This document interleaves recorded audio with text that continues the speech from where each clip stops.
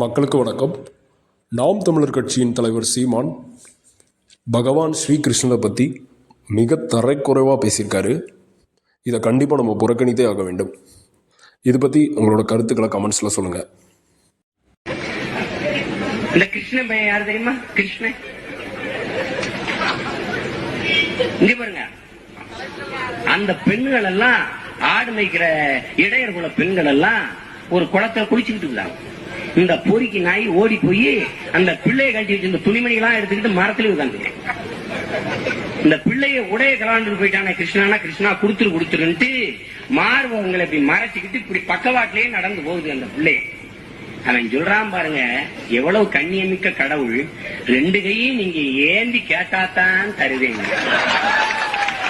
உண்மையிலேயே நல்ல மான ரோசம் உள்ள தாய்மார்களா இருந்தா நாளையில இருந்து நீங்க கிருஷ்ணனுக்கோ கண்ணனுக்கோ கோயிலுக்கு கூப்பிடுங்க. உண்மையிலே அவனெல்லாம் ஈவ்டீசிங்ல உள்ளதுக்கு போட்டு செருப்பு கட்டி அடிக்கணும். நாய இந்த நாய பொம்பளை பிள்ளைகளை பார்த்தாலே ஈவ்டீசிங்கிறான். இவன் இவ்வளவு சேட்டை செஞ்சிருக்கான் அந்த பொறிக்கு நாய். இவனை கடவுள்னு கும்பிடுன்ற